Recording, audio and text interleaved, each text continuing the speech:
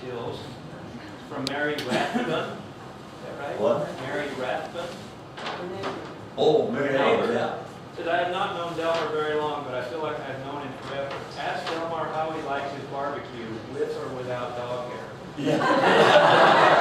The upstairs neighbor had a big dog that would come out on the deck and was shedding so that Delmar would come out to cook and his grill would be coated with dog hair. He was sure glad when that neighbor moved. Hope he has a happy birthday.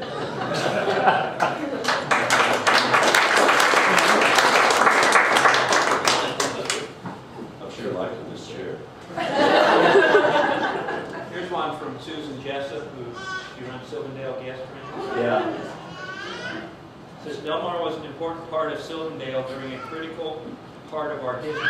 He brought hope and direction when our world was turned upside down by the Big Thompson flood of '76. We will never forget his generosity and kindness of heart. Susan Jessup. Anybody else?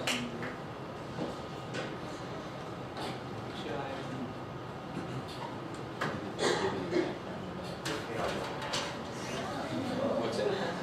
Well, unlike my sister, I never did wander astray. That should count 20 years. Unlike my dad, I never wrecked a car, except as a senior. But anyone who knows Dad or has ridden Dad fully understands his philosophy that there are only two types of drivers out there. The idiots that drive slower than him and the fools that drive faster than him.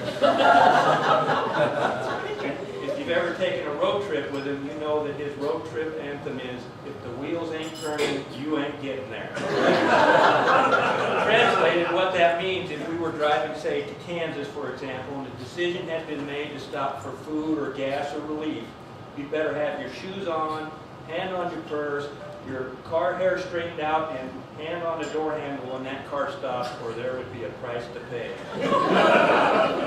And somehow Dad would record in his mind all the cars that we had passed since our last stop. Then we would stop, and then as we would pass those cars again, he would point them out to us as though that was some kind of object lesson of the time. Slow down our momentum. And on a crossroad adventure, Dad is borderline anal. Well, I can't say anal because we're in church. What was that? It was meticulous, fastidious, and very conscious and conscientious about tracking your progress, your speed, your lost time, estimated time of arrival.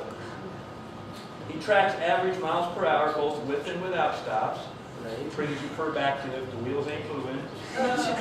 And we have an actual witness at one time, Dad in the past, timed how long it took the car to go from 1 mile marker to the next mile marker along the interstate, just to confirm that he was on the projected speed. And also unconfirmed rumors that he has executed random lane changes, recording the additional lineal feet and fractions of seconds that a lane change requires, so that he can enter that into his trip calculation. But as important as making good time is, every trip is scheduled about where he wants to stop to eat along the way. So whether it's a hole-in-the-wall cafe, greasy spoon, or some family sit-down place, everything's timed around that. So that's how we grew up. That's why I drive like I drive. I was going to say, that sounded like our California trip.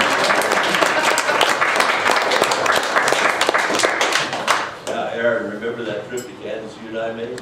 I do. Yeah. Did you run the stopwatch? Of course. Yeah. You missed it by 2 minutes. 2 minutes. 2 minutes. 500 miles and you missed it by 2 miles. 535 miles. Yeah. It's amazing though how much of that stuff sounds like my dad. Like our Oh yeah, dad. oh yeah. He was like that. Yeah. The wheels ain't turning, you're not getting anywhere. On No, the it tractor, was- the car, I don't care When the what. wheels ain't turning, things follow. That was the deal. That's right. You didn't have a turbo or No, no.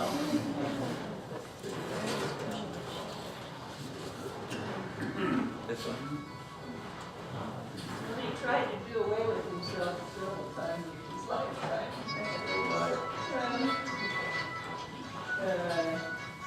He tried to change a tire. Yeah, it was, we had this, what we called the implement trailer that had huge truck tires on wheels, and one of those two-piece rims, you know, where you knock the center part together and then the outer rim comes out, you know. Well, there was a bulge on the tire and it was about lunchtime, so I took the wheel off and laid it down on the ground in the shade, went and had lunch and came out. I got on top of that thing and I started banging that rim, never let the air out. And that sucker came up that rim. I had one of those denim caps that the bill turned up. It was just like a razor blade just cut right through the rim and into my head.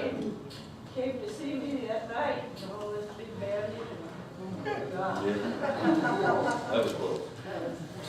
And you've had what, 4 major surgery? Oh yeah, don't forget that. Oh, yeah. Making you, Yeah. don't forget.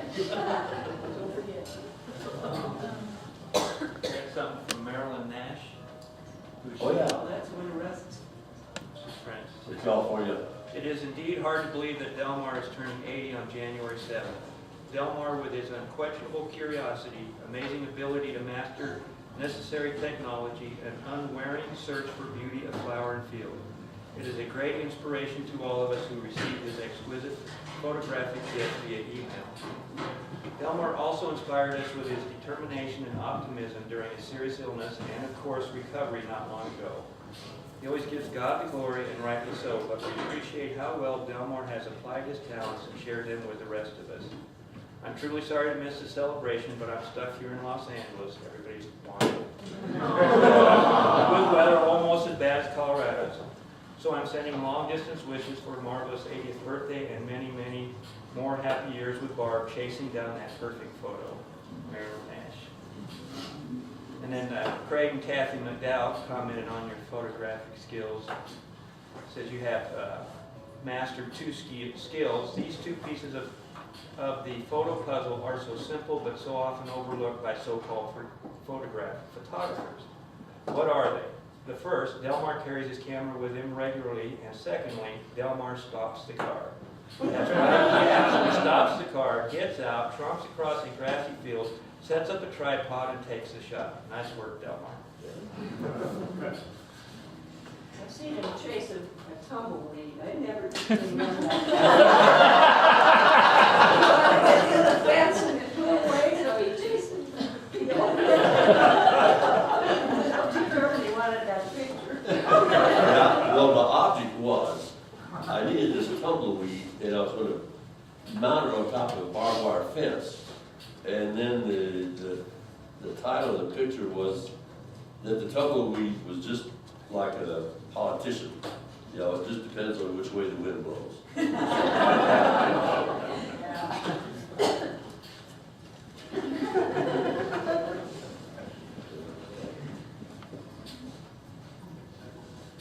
Well, the mic is still open, so if anybody wants to get up, otherwise the dessert bar is open and have at it. Thanks for Well, coming. in high school already. Yeah. Yeah, and then I gave it up for a number of years. Then I got a new camera to record what happened during the flood years.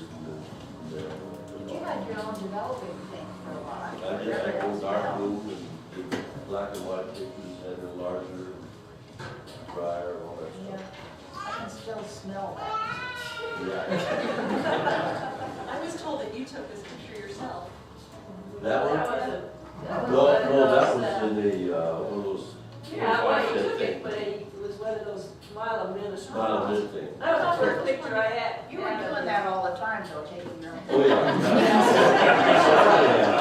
Well, I know. It's your camera. Before his time. Yeah. Is he doing this too?